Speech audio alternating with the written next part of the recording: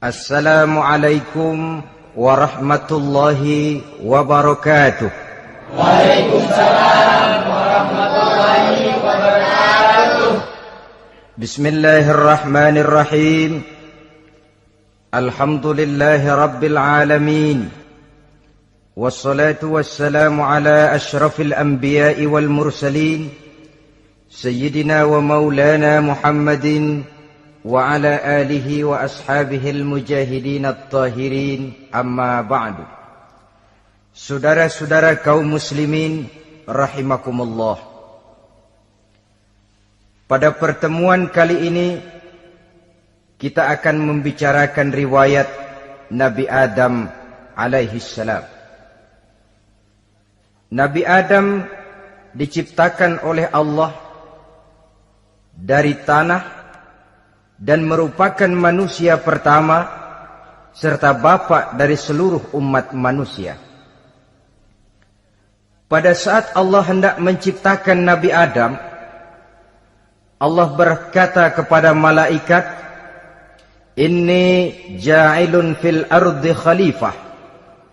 Aku akan menjadikan seorang khalifah di permukaan bumi. Malaikat dengan nada sedikit protes berkata, "Ataj'alu fiha may yufsidu fiha wa yasfiku ad-dima wa nahnu nusabbihu bihamdik wa nuqaddisu lak." Tuhan, apa perlunya engkau ciptakan seorang khalifah di permukaan bumi? Kelak kalau mereka berkembang biak, kerjanya hanya akan melakukan kerusakan, menumpahkan darah, saling bermusuhan satu sama lain. Sedangkan kami, kata malaikat, sudah cukup bertasbih memuji kebesaranmu. Allah kemudian menjawab, "Inni a'lamu ma la ta'lamun." Aku lebih tahu tentang apa yang kalian semua tidak mengetahuinya. Setelah diciptakan Nabi Adam daripada tanah, ditiupkan roh, maka Allah kemudian mengajarkan kepada Nabi Adam berbagai macam ilmu pengetahuan. Wa 'allama Adam al-asma'a kullaha. Kemudian Allah mengajarkan Nabi Adam nama-nama segala sesuatu. Nama merupakan simbol daripada ilmu pengetahuan. Nabi Adam akan dijadikan khalifah di permukaan bumi. Maka dibekali oleh Allah Subhanahu wa taala al-asma'a kullaha, nama-nama segala sesuatu. Yang dimaksud di sini ialah al-ulumal katsirah, ilmu pengetahuan yang banyak. Malaikat pada mulanya protes. Kami kan sudah cukup bertasbih Tuhan. Kami kan sudah cukup memujimu. Untuk apa lagi membuat manusia sebagai khalifah di permukaan bumi? Seolah-olah malaikat tidak setuju. Allah yang maha tahu rahasia segala sesuatu memberikan vonis, aku lebih tahu tentang apa yang kalian semua tidak tahu. Oleh karena Nabi Adam dipersiapkan untuk menjadi seorang khalifah di permukaan bumi, maka dibekali oleh Allah dengan ilmu pengetahuan. Begitu Nabi Adam dan begitu kita. Karena bukan cuma Nabi Adam, kita pun oleh Allah dijadikan sebagai khalifah-khalifah di permukaan bumi ini. Yang nilai kekhalifahan kita bergantung kepada kondisi kita masing-masing. Ada orang yang menjadi khalifah level internasional, menjadi pemimpin dunia Islam. Ada orang menjadi khalifah level nasional saja. Ada khalifah tingkat kota saja, ada khalifah tingkat kecamatan, ada khalifah tingkat RW, RT, sekurang-kurangnya khalifah untuk tingkat rumah tangga masing-masing. Nah, tanpa membekali diri dengan ilmu pengetahuan, jangan berharap kita akan bisa melaksanakan tugas sebagai khalifah di permukaan bumi ini. Apapun saja, Nabi mengajarkan man aradad dunya fa'alaihi bil ilmi wa man aradal akhirata fa'alaihi bil ilmi wa man aradahuma fa'alaihi bil ilmi. Siapa yang menginginkan dunia harus dengan ilmu. Yang menginginkan akhirat juga harus dengan ilmu. Yang menginginkan dunia akhirat juga harus dengan ilmunya. Tanpa dasar ilmu, maka manusia tidak akan bisa menjalankan tugas kekhalifahan. Setelah diajarkan Adam nama segala sesuatu, dikonfrontir, dihadapkan dengan malaikat. Hei malaikat, kalau tadi kamu bilang buat apa perlunya menciptakan khalifah? Nih bentuknya. Adam. Sekarang hei malaikat, coba kamu sebutkan nama segala sesuatu ini yang ada di sini ini. Malaikat berkata, Subhanaka la ilma lana illa ma 'allamtana. Ya Allah, kami tidak punya ilmu, kami tidak tahu semua itu kecuali apa yang telah Engkau ajarkan kepada kami. Kalau kamu tidak sanggup, Adam, sebutkan nama-nama semua itu. Adam menyebutkannya dengan lancar. Ketika itulah Allah memerintahkan malaikat untuk sujud kepada Nabi Adam alaihi salam. Sujud di sini bukan sujudul ibadah, sebab sujud ibadah kepada yang selain Allah haram. Tapi sujud di sini sujudut tawadhu' i'tirafan bifadli Adam. Sujud merendahkan diri sebagai pengakuan terhadap keutamaan dan kelebihan Nabi Adam.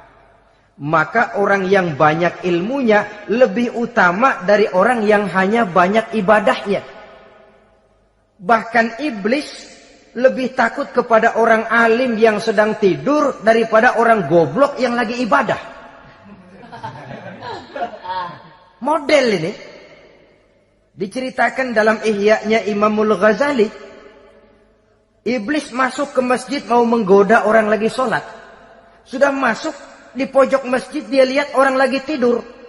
Ngacir iblis keluar, cepat benar. Pucat mukanya. Ketemu di jalan sama temannya. Kenapa lari, Mas?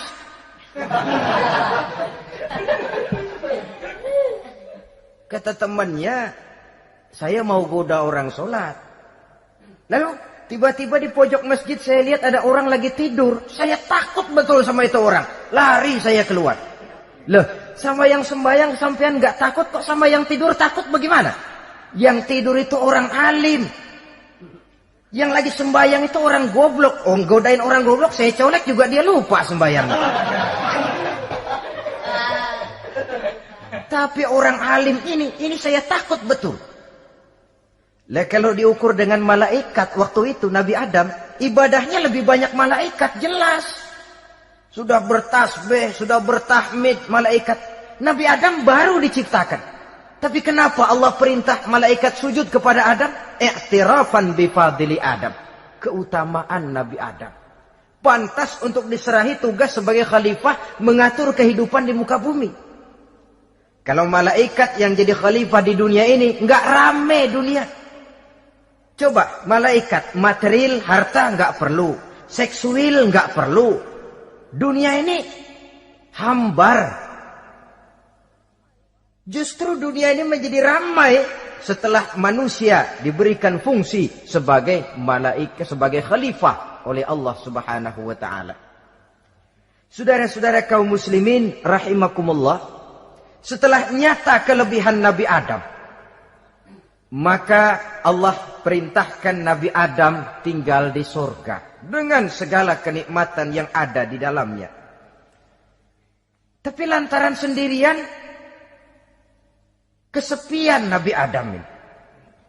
Allah Maha Tahu, maka diciptakannya pasangannya, yaitu Siti Hawa dari tulang rusuk yang sebelah kiri. Sehingga Nabi pernah pesan begini, Istausu bin nisa fa innahunna khuliqna min dhil'in. Hati-hati kamu ngadepi perempuan. Yang tolong dengar nih yang laki-laki, yang perempuan belaga budak aja dulu lah. Hati-hati kamu ngadepi perempuan. Fa innahunna khuliqna min dhil'in, karena perempuan diciptakan dari tulang rusuk sebelah kiri. Apa watak tulang rusuk? Tulang rusuk itu kan bengkok. Perempuan tuh begitu, didiemin aja bengkok terus, dikerasin patah.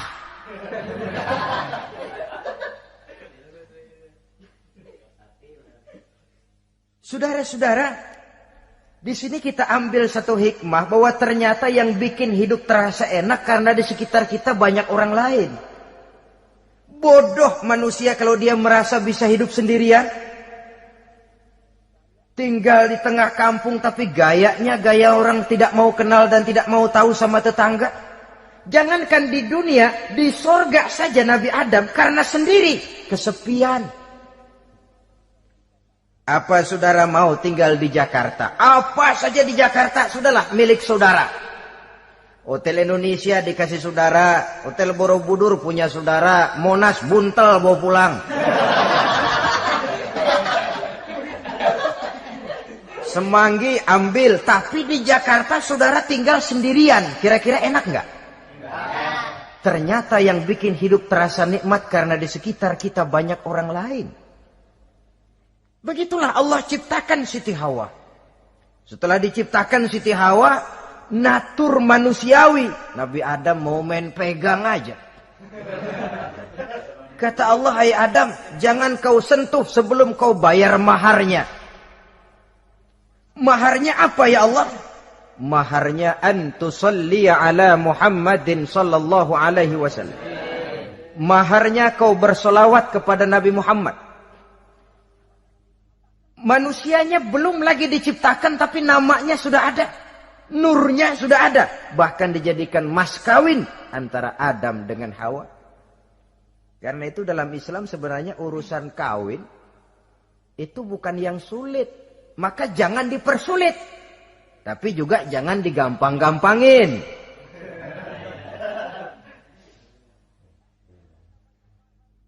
Artinya yang namanya mahar ini walaupun cuma sebentuk cincin besi kalau orang sangat tidak mampu. Bahkan dengan mengajarkan Fatihah saja sah sudah. Saya terima nikahnya Fulanah binti Fulan dengan mas kawinnya saya ajarkan dia surah Fatihah. Kalau memang kere betul, tidak punya apapun, sah sudah itu. Agama ini mudah, karena itu jangan dipersulit, tapi juga jangan digampang-gampangin. Setelah itu Allah memerintahkan, Ya Adam uskun anta wa zawjukal jannah. Hai Adam, kau dan istrimu tinggallah dalam sorga. Wa kula minha ragadan haitsu syi'tuma. Segala makanan yang ada di dalamnya boleh kau makan. Pakaian yang aneka warna boleh kau pakai. Nikmati seluruh fasilitas yang ada di sorga ini. Cuma atu aja Adam. Yang lain boleh dah. Mau ngapa pakai atu aja jangan. La taqraba hadhihi syajarah. Jangan kamu dekati pohon khuldi itu. Dekat saja jangan. Apalagi sampai metik. Jangan Adam. Saudara, ma'asyiral muslimin, itulah watak manusia. Kalau ada 10 persoalan, yang 9 boleh, yang 1 tidak boleh, yang tidak boleh yang bikin dia penasaran. Gue pengen tahu ngapa kagak boleh sih. Timbul penasaran. Apalagi iblis selalu berusaha. Sebab pada waktu malaikat disuruh sujud, semuanya sujud kepada Adam. Iblis tidak mau sujud. Tuhan tegur. Iblis, kenapa kamu tidak mau sujud? Mana mungkin Tuhan. Saya akan dibikin dari api, kata iblis. Adam dari tanah. Unsur api lebih mulia dari unsur tanah. Masa saya harus tunduk kepada Nabi Adam? Gengsi dong. Adam kan anak kemarin sore, baru dibikin. Masa saya harus tunduk kepada orang yang macam itu? Ini kan perintah aku iblis. Kalau kau tidak mau tunduk, keluar dari sorga ini. Terusir iblis dari sorga. Karena kesombongannya tidak mau sujud kepada Adam. Nah, logika, kalau udah di sorga aja sombong diusir, apalagi yang masih tinggal di pinggir kali sombong.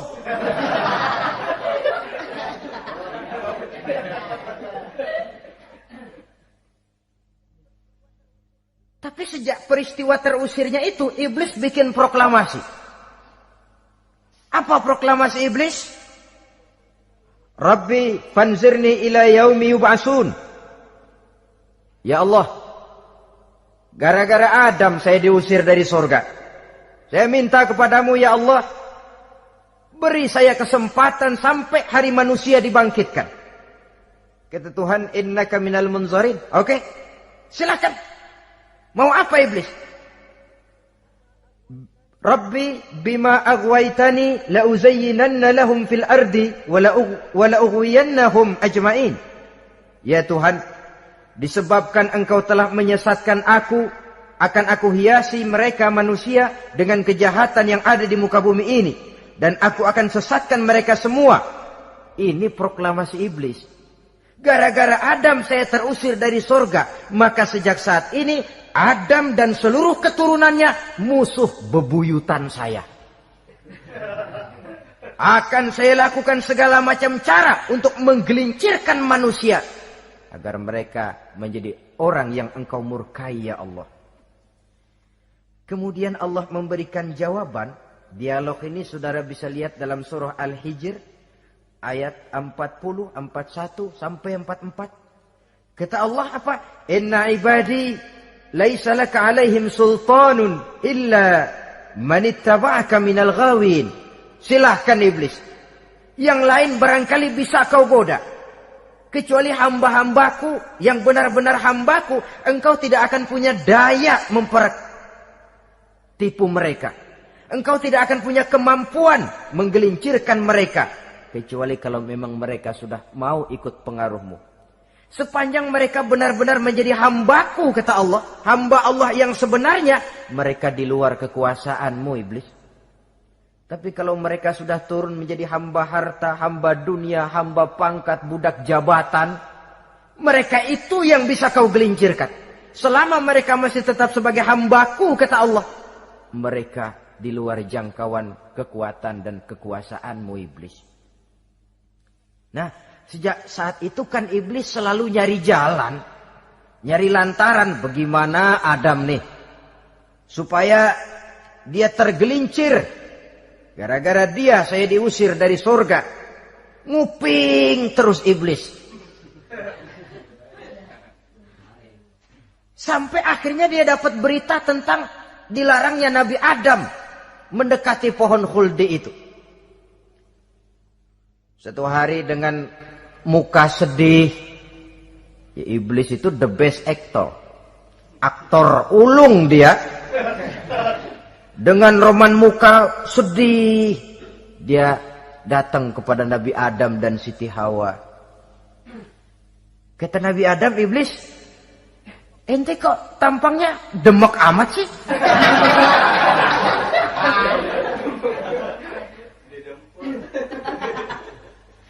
Kenapa begitu sedih? Adam, saya sebenarnya tidak ada yang bikin saya sedih.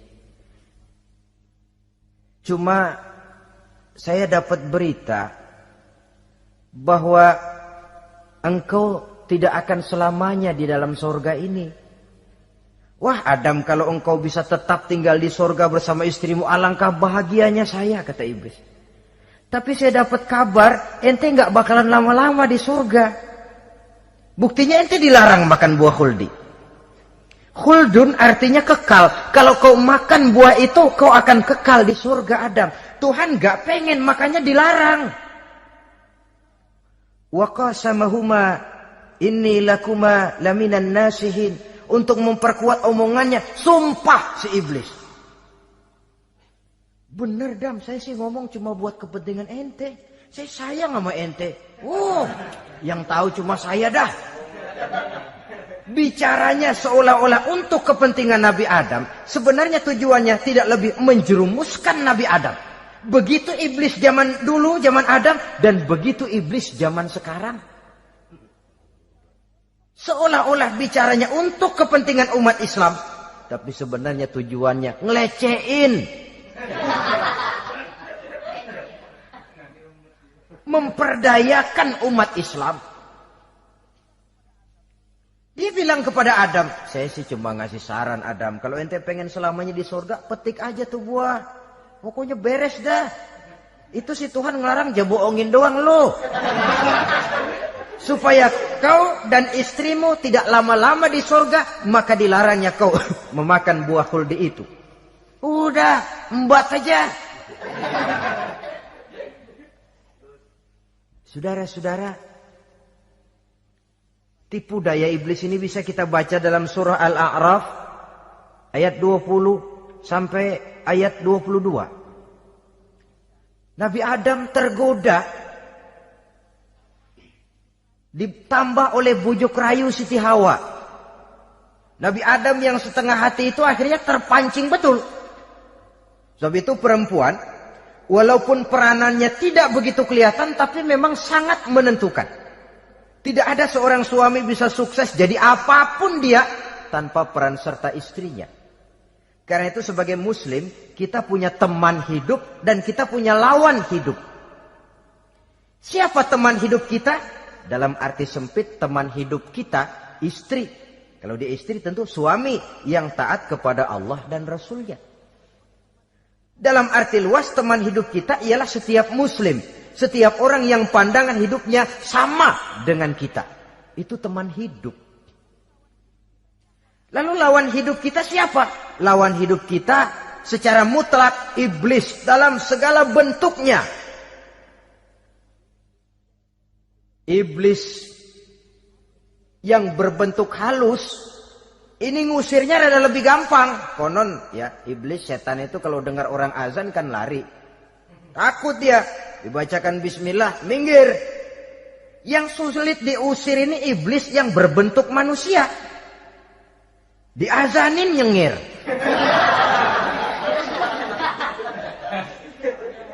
Gawat ini. Saudara-saudara, ini musuh dalam artian mutlak. Sedangkan musuh dalam artian ideologis, setiap orang yang pandangan hidupnya tidak sama dengan kita. Bahasa langsungnya, setiap orang di luar Islam secara ideologis, ya. Adapun secara manusiawi, kita tetap toleransi, saling menghormati, setuju dalam perbedaan pendapat, kembali kepada prinsip lakum dinukum.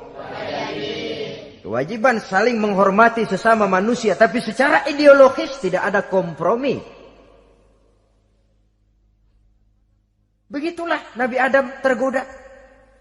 Dan begitulah iblis selalu menggoda keturunan-keturunan Nabi Adam. Sampai kepada kita sekarang ini. Tiap kali kita hendak melakukan berbagai kebaikan, iblis ini mulai bisik kasa, kusuk, kesek. Saudara tadi dari rumah mau berangkat niat dengerin ceramah macam ini. Apa dikira iblis enggak? Wah, gatal iblis. Kata iblis, alah jangan bertingkah lah dengerin ceramah. Ceramah mah urusan 70 ke atas. Ente masih muda. Berjuang kita. Jihad, bismillah. Tidak, saya mau dengar ceramah. Berangkat kita ke tempat ini. Sampai di sini apa dikira iblis diam? Enggak. Dia bisikin lagi. Iya, lo hadir ke sono dah. Cuma nyampe sono lo ngomong aja ngomong dah. Ustadz mah jangan didengerin, ngomong aja udah. Perang lagi jihad, saya nggak mau ngomong, mau dengerin betul-betul. Kata iblis, iya lo dengerin dah, jangan ngomong, cuman pules.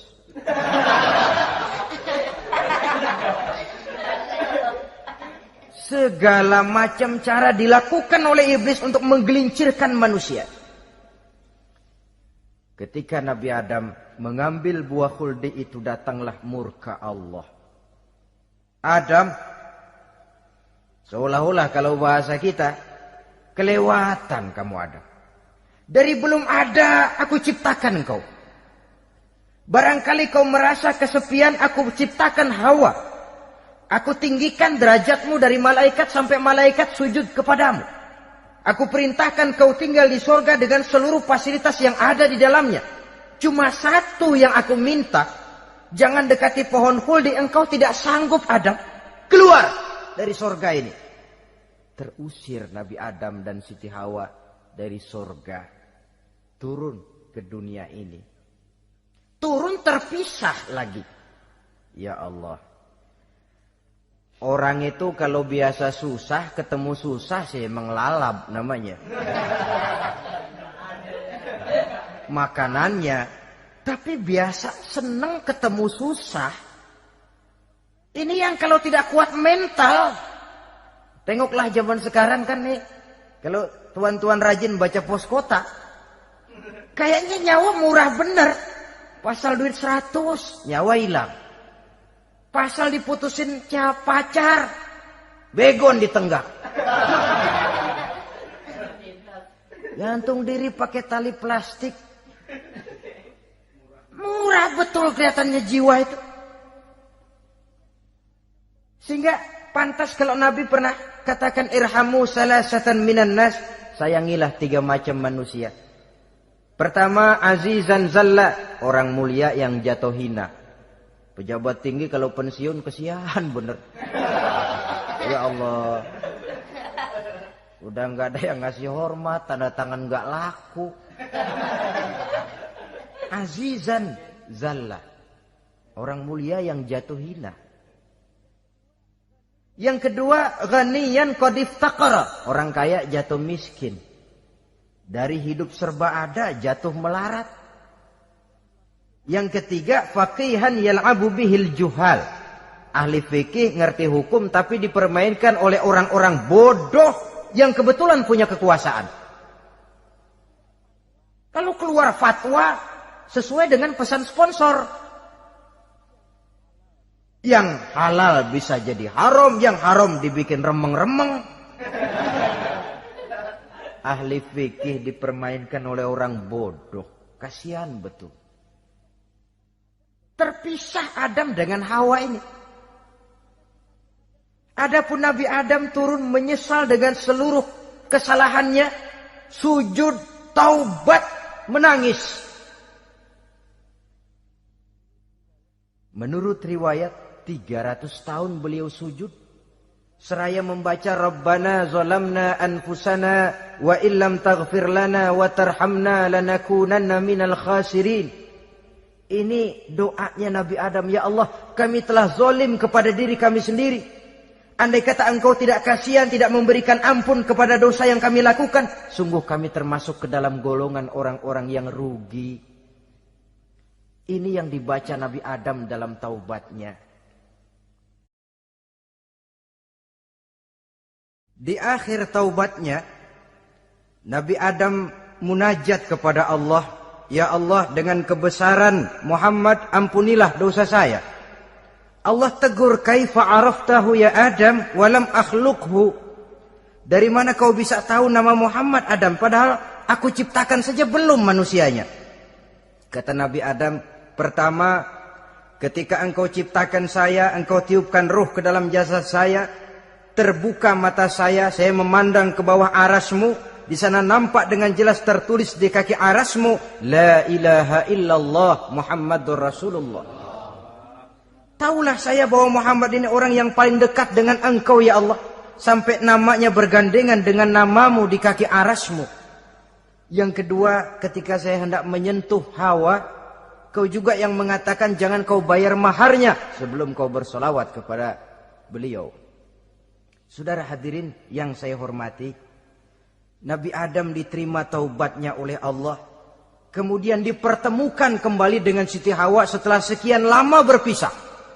Pertemuan itu terjadi di satu dataran luas, di satu padang yang luas, yang sampai sekarang dinamakan dengan Padang Arafat.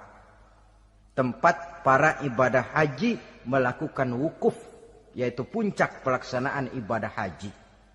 Dan pertemuan itu sendiri terjadi di atas sebuah bukit kecil yang diabadikan dengan nama Jabal Rahmah di kawasan Arafat itu. Di atas Jabal Rahmah itu ada satu monumen kecil untuk mengabadikan pertemuan Nabi Adam dengan Siti Hawa.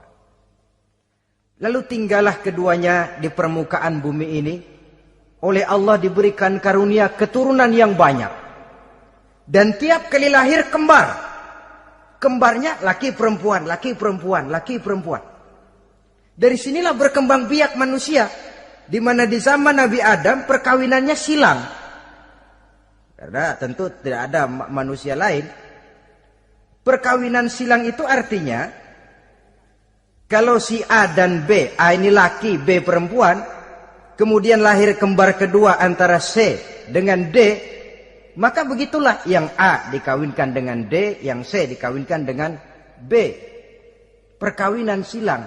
Tidak boleh perkawinan yang kembar sama waktu dilahirkan.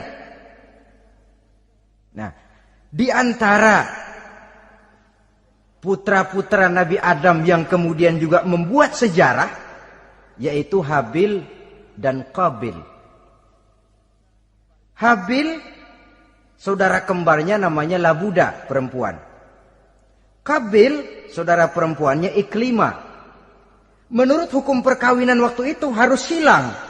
Habil harus kawin dengan Iklimah dan Qabil harus kawin dengan Labuda. Tapi Qabil protes. Dia kepengen kawin dengan saudara kembarnya sendiri. Dalam arti yang sama-sama dilahirkan dengan dia, yaitu Iklimah. Kenapa? Karena kebetulan rupa Iklimah ini lebih cantik daripada Labuda. Protes kepada ayahandanya Nabi Adam. Abah, saya tidak terima, saya harus kawin dengan Iklimah. Tidak Qabil, kamu harus kawin dengan Labuda. Enggak mau. Kenapa dengan Labuda? Kurang kece.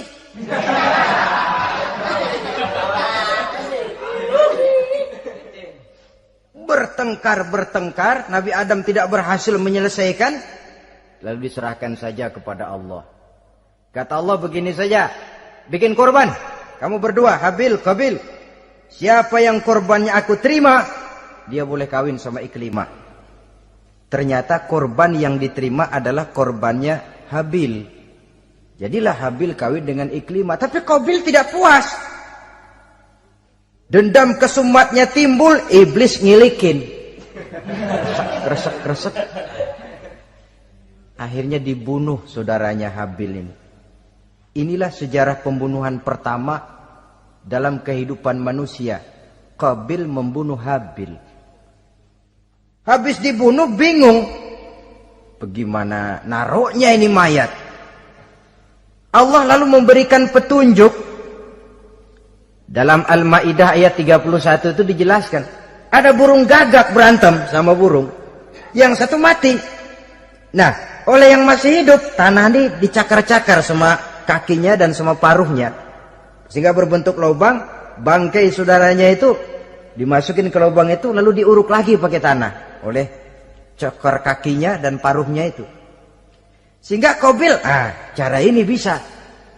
Itulah sejarah penguburan pertama dalam perkembangan manusia. Oleh karena itu, Nabi memberikan penjelasan, man sanna sunnatan hasanatan falahu ajruha wa ajru man amila biha wa fi riwayatin wa ajru man tabi'aha. Siapa orang yang melakukan satu kebajikan, dia akan mendapat pahala dan pahala dari orang-orang yang mengikuti kebaikannya. Misalnya saudara membentuk pengajian. Ramai pengajian saudara. 1000 orang yang datang ngaji, 1000 orang saudara dapat pahala. Sponsor kebaikan. Sebaliknya, wa man sanna sunnatan sayyi'atan falahu ismuha wa ismu man amila biha, ay wa ismu man tabi'aha. Siapa yang memulai suatu kejahatan, dia akan mendapat dosa dan dosa dari orang-orang yang melakukan atau mengikuti kejahatannya. Umpamanya saudara mengadakan pesta. Lalu dalam pesta itu terjadi segala macam maksiat. Maka seluruh maksiat yang terjadi malam itu di tempat itu, saudara ikut dapat dosanya. Kenapa? Sponsor. Tiap kali ada pembunuhan, Qabil dapat andil dosa. Kenapa? Sponsor. Tapi kalau 2 orang muslim, ini masalahnya Habil nggak ngelawan kan, dibunuh. Tapi kalau 2 orang muslim berkelahi, kata Nabi apa? Apabila 2 orang muslim saling berbunuh-bunuhan, maka al-qatil wal maqtul finnar. Baik yang membunuh ataupun yang dibunuh, dua-duanya neraka. Sahabat heran, ya Rasul, kalau yang ngebunuh masuk neraka pantas, tapi ini yang dibunuh kenapa neraka juga?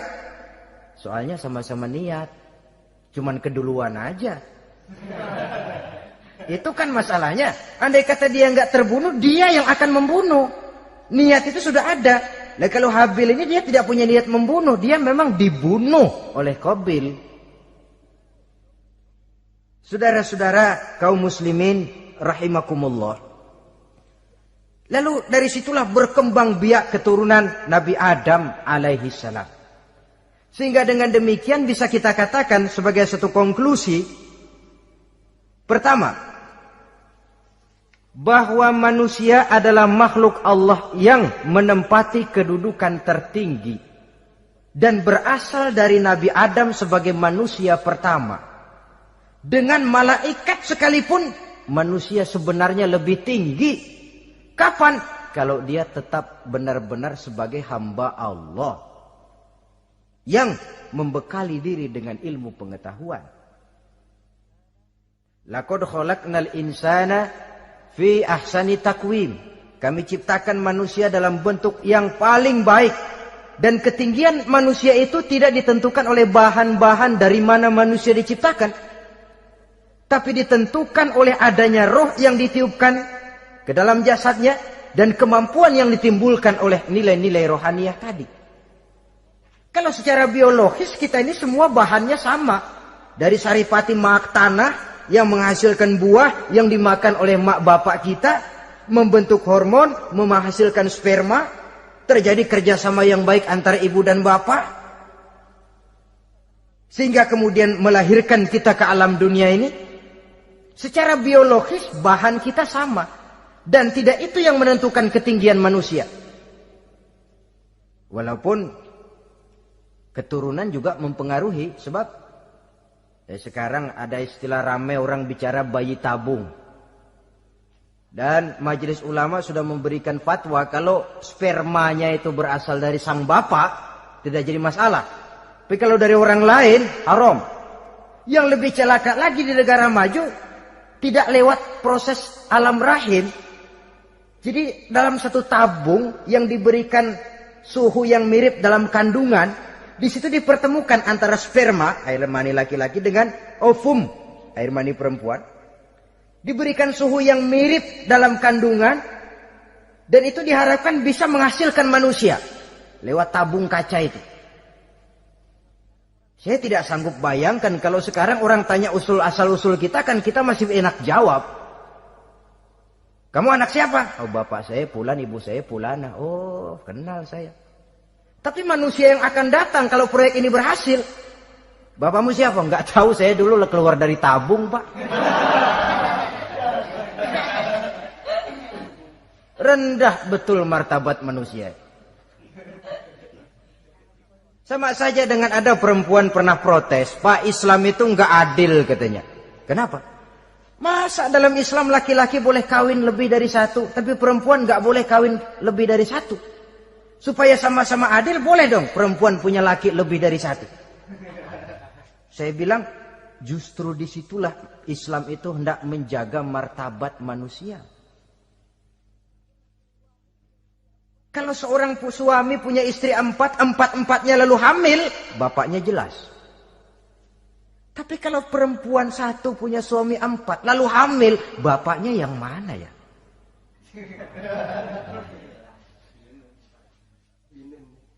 Rendah martabat manusia. Ketika si bayi lahir, ibunya lihat, ini jidatnya kayak si A ini. Sudah, ini anakmu saja nih, jidatnya jidat kamu. Kata, antar dulu jidat saya, tapi kuping B ini nggak mau saya. Terkatung-katung si anak tanpa tahu kemana dia mesti manggil bapak. Ibu daftarin anak ke sekolah, Pak Guru tanya lagi, ini bin siapa, Bu? Bingung lah, udah tulis Bu, bin rame-rame.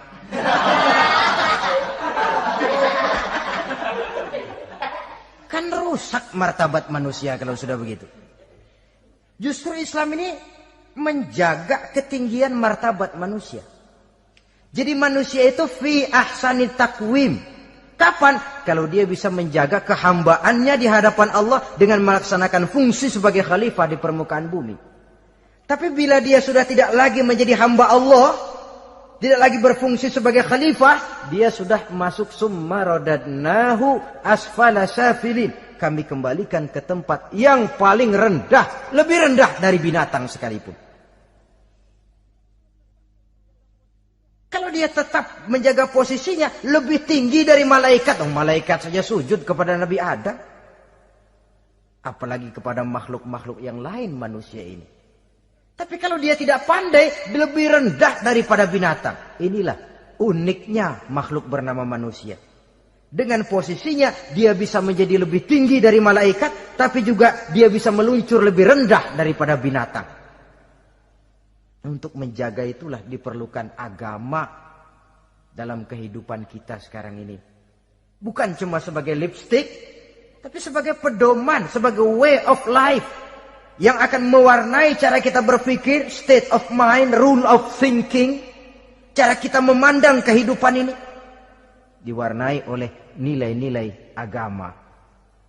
Dengan demikian, maka manusia bukan keturunan kera.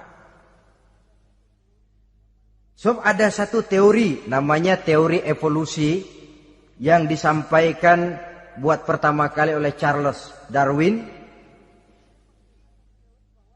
Dia mengemukakan teori bahwa perkembangan kehidupan sesungguhnya di dunia ini menunjukkan mata rantai yang utama melalui apa yang dia namakan seleksi alamiah. Mula-mula dari ikan, melalui seleksi ke amfibi. Dari amfibi ke reptil, dari reptil ke mamalia. Dari mamalia ke mamalia kecil. Dari mamalia kecil ke primat. Dari primat ke monyet. Dari monyet menjadi Homo erectus. Ini teori Darwin. Tapi dia tidak jelas-jelas mengatakan bahwa manusia keturunan monyet. Hanya seketurunan. Seketurunan kan tidak berarti keturunan. Begini saja. Toyota Kijang sama Toyota Corolla itu seketurunan. Tapi Corolla dengan Kijang kan lain. Cuma seketurunan. Dalam arti sumbernya sama.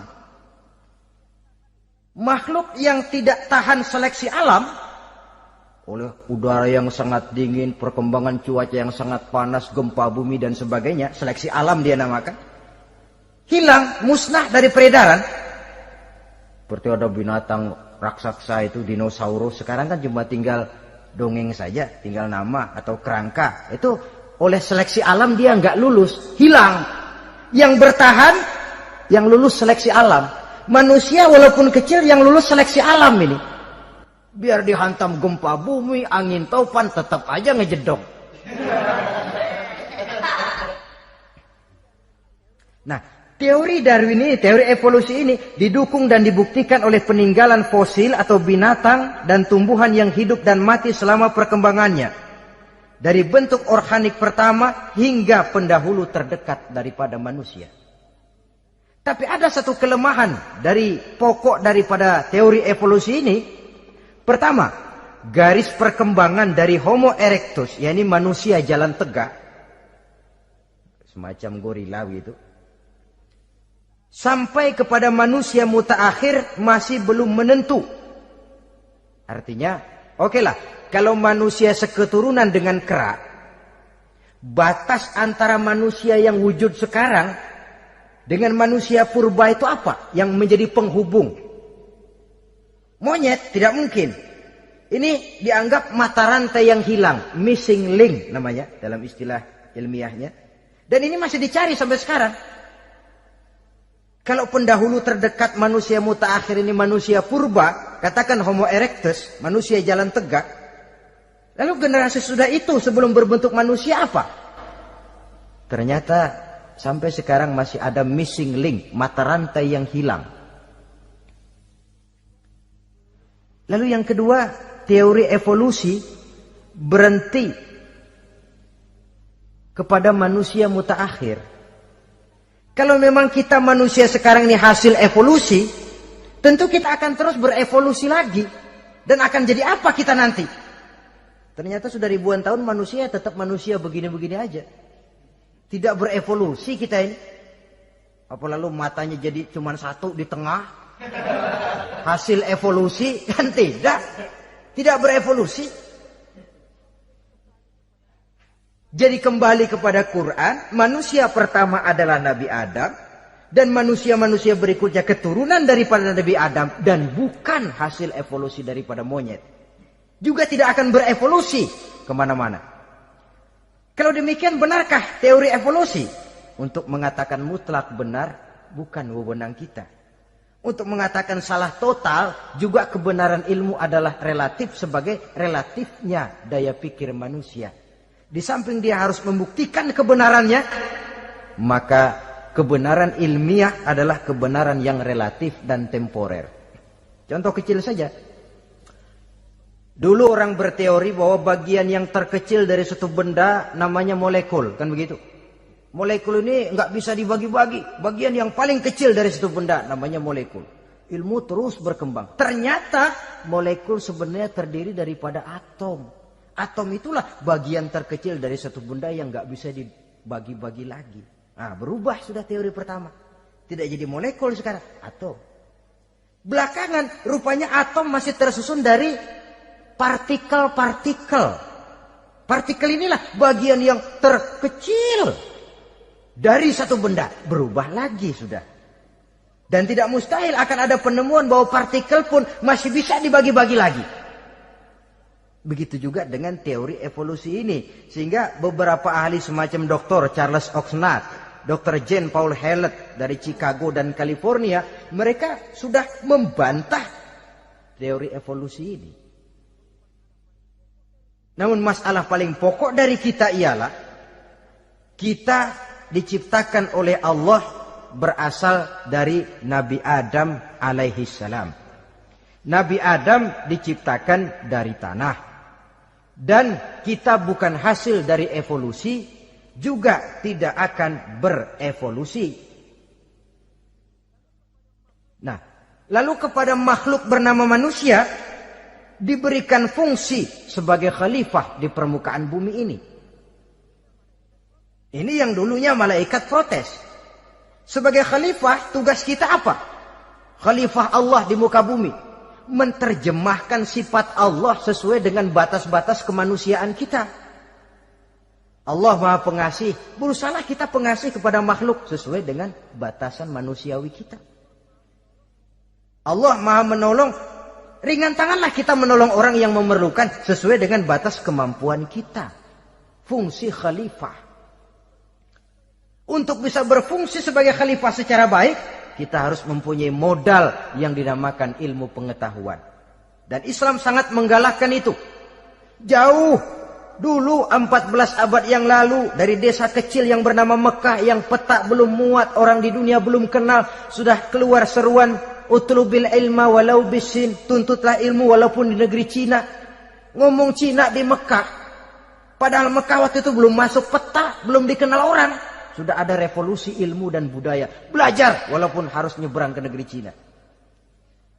Lalu ada lagi misalnya allimu auladakumus sibahata warrimayah, kata Nabi. Ajarkan anakmu renang dan lempar. Lempar lembing, lempar cakram. Olahraga. Satu tanda Islam agama masa depan.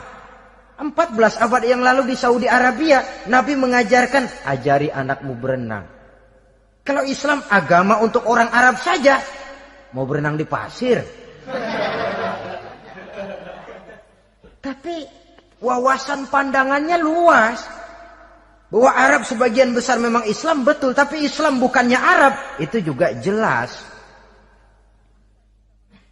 Sepanjang kita masih menjadi khalifah Allah, maka sepanjang itu kita fi ahsani taqwim. Nah, sebagai khalifah Allah kita bertugas membudidayakan alam ini.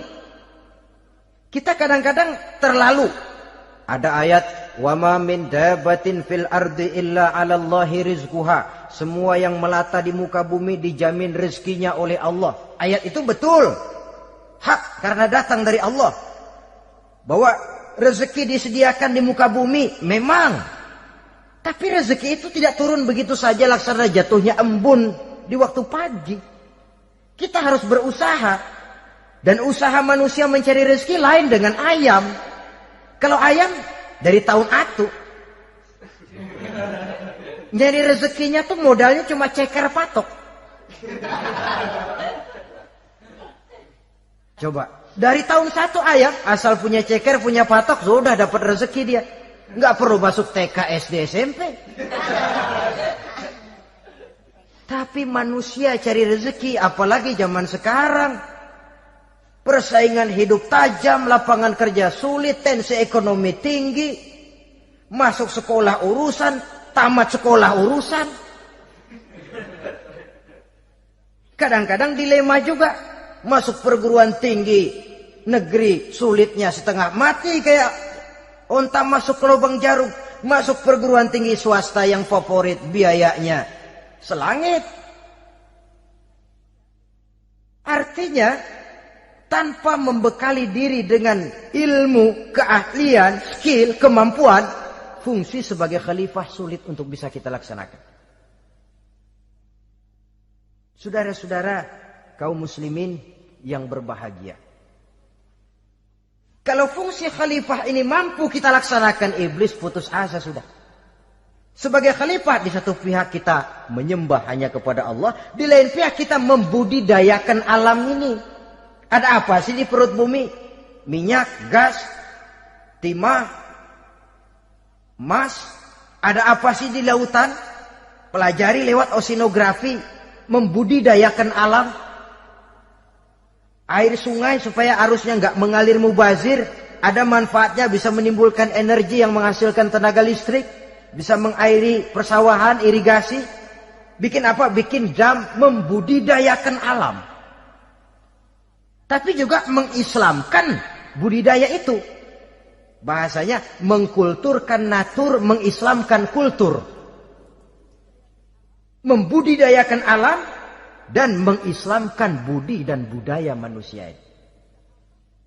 Sehingga apapun yang kita kelola dari alam ini nantinya akan untuk menunjang tugas sebagai khalifah, sujud kepada Qadhi Rabbul Jalil. Saudara-saudara, maka bersyukur kita oleh Allah dijadikan manusia. Tidak pesan, terima beres, cantik. Dari segi biologis maupun psikologis, tidak ada makhluk secantik manusia. Dibekali dengan agama di samping akal. Sehingga agama membimbing akal agar sampai kepada kebenaran yang hakiki. Kita sebagai keturunan Nabi Adam memegang fungsi khalifah. Jadi jangan main-main loh, kita ini turunan Nabi, betul ini. Saudara-saudara yang hadir semua di depan saya ini, termasuk saya, kita gini, turunan Nabi kita ini. Nabi Adam. Jangan main-main loh, turunan Nabi gini-gini. Nabi Adam.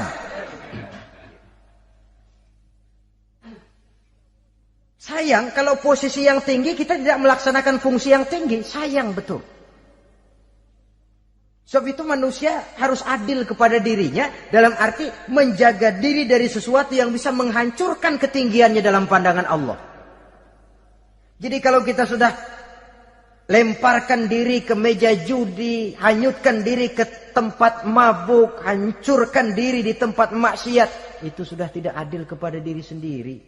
Tidak bisa menjaga ketinggian yang diberikan Allah kepada kita.